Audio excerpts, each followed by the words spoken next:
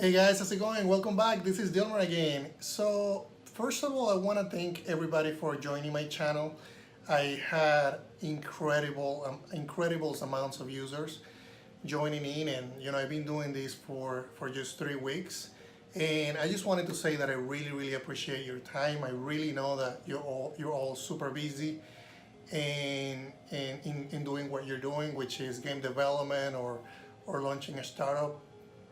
So today I want to talk about all the different things that I've been doing as a game developer, as a founder, as an indie game developer, and so on. And tell you a story, like, because these are the things that I'm always thinking about, is how did I actually start it? Like, why did I end up as an indie game developer, and why do I love doing that, as much as I do. And I think about it now, and I really want to do it for the rest of my life. Like, I really love creating games.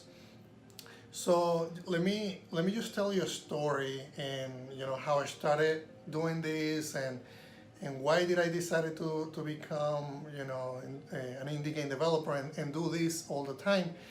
So few years ago, when I launched, and many of you know that I launched a game, and it didn't do well, and the name of the game is A Stickman World.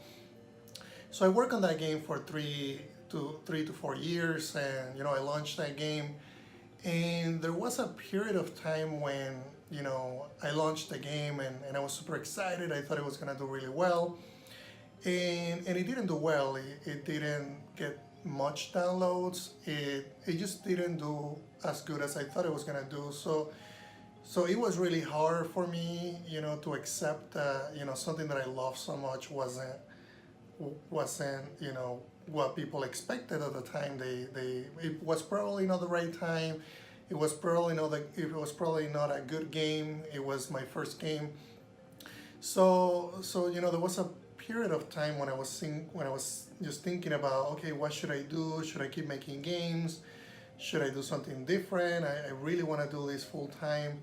So I joined forces with another friend, and we decided to do a startup.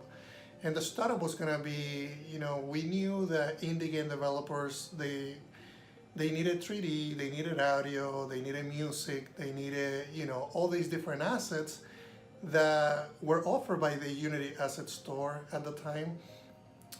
But there were other game engines. There was Unreal Game Engine, and there still is.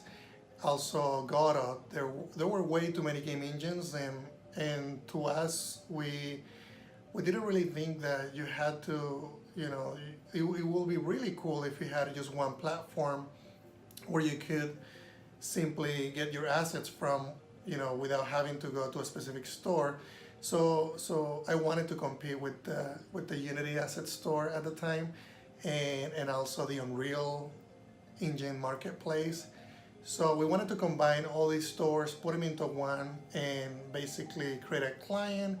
So that was a game engine agnostic, meaning it didn't really matter what engine you were using, what game engine you were using.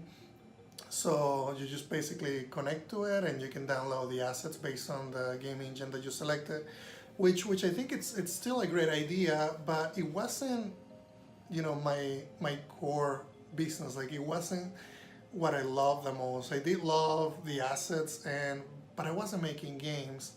So we launched it. We got a lot of people, a lot of creators to join us, and it was crazy. Like, that day when we launched, I was getting so many emails through the day, and from creators saying, hey, can you put our asset in your store, and can you promote us, can we be in the landing page. And it was pretty cool. Like, we enjoy launching that venture, but it didn't do well.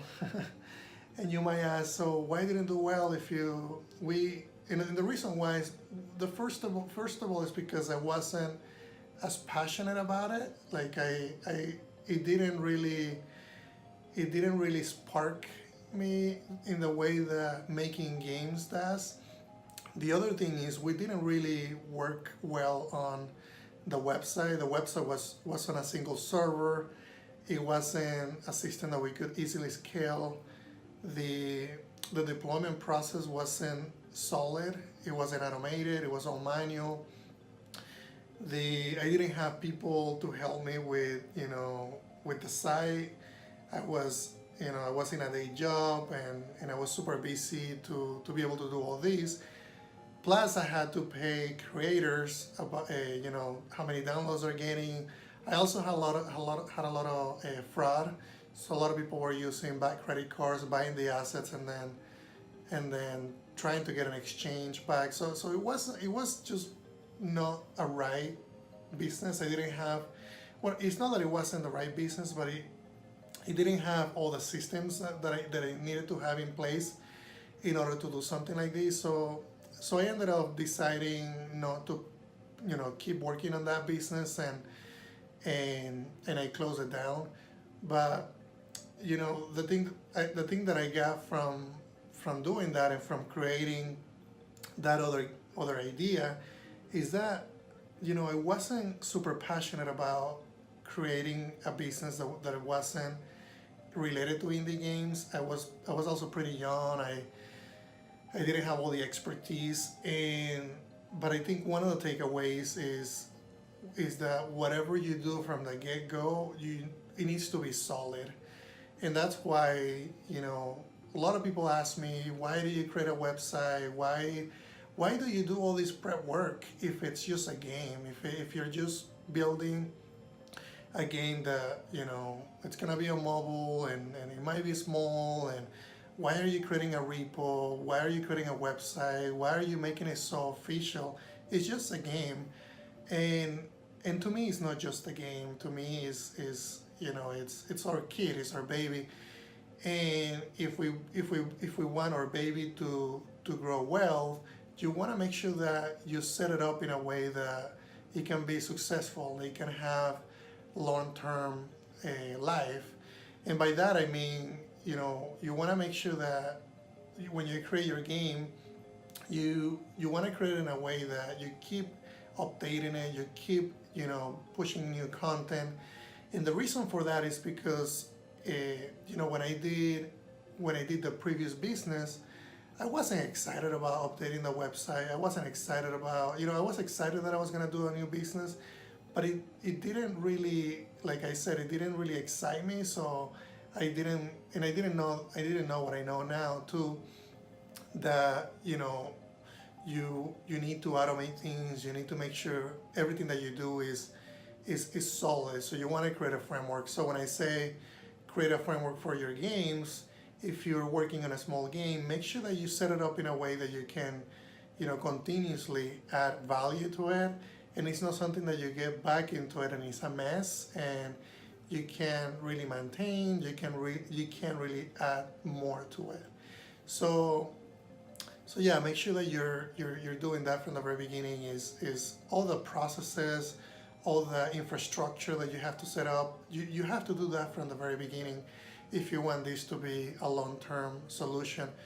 Just remember, I did a site that would probably be multiple servers. I did it in one server. That didn't work well. So always remember, make sure that you think about what things didn't work well in your previous venture, in your previous journey. If you never launch a business, think about a project that didn't do well during school, because it's gonna be similar to that. Is that if something didn't do well, then ask the question, what can I do better to make sure that what I'm doing right now makes me successful in the future? And that's when I say, create games that are small, but they're sustainable. So, and by sustainable I mean that people can use your game and they can get fresh content for years to come. So if you're working on a game right now, and let's say the game engine makes a drastic change, or you want to add more content, you want to make sure that you always keep those games fresh. And by making a good solid foundation on your game, that's what's gonna allow you to have this game available for 3 years, 4 years, 5 years. But if you do a bad job from the very beginning, it's gonna be really hard to go back to it and then make changes. So I hope this was helpful, guys. I'm gonna wrap it up right here. And I appreciate your time again. If you have any questions, let me know through the comments. And again, don't forget to subscribe. Don't forget to share this channel, because it not only helps me, but it also helps a lot of indie developers that are seeking for this information.